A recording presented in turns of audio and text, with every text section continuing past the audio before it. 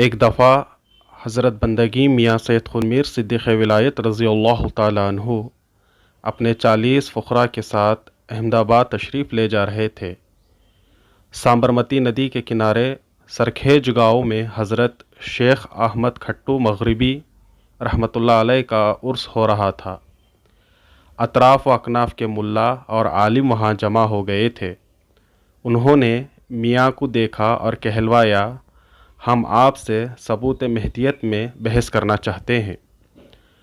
میاں یہ سن کر وہیں ٹھہر گئے اور علماء سے گفتگو ہوئی، مگر علماء بحث میں عاجز ہو گئے اور کہا، آپ ہم کو حضرت سید محمد مہدی علیہ السلام کا کوئی معجزہ بتلائیے۔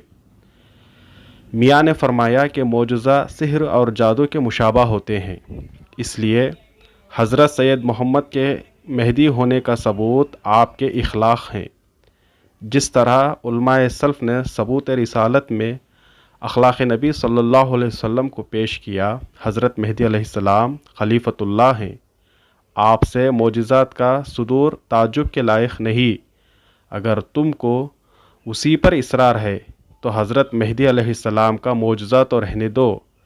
ان فقیر کے 40 فقراء میں سے جو میرے ساتھ ہیں، جس کسی فقیر کو حقیر سے حقیر سمجھتے ہو، 1,40,000 پیغمبروں میں سے 313 نبی مرسل اور 6 اولو العزم ہیں۔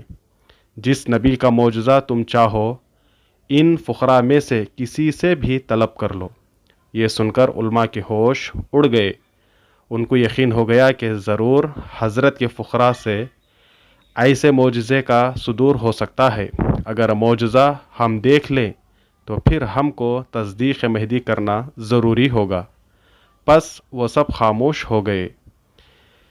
اس درمیان سابرمتی ندی کے کنارے 12,000 پٹھانوں نے آپ رضی اللہ تعالیٰ عنہ کے دست مبارک پر بیعت کی اور تصدیق مہدی سے مشرف ہوئے۔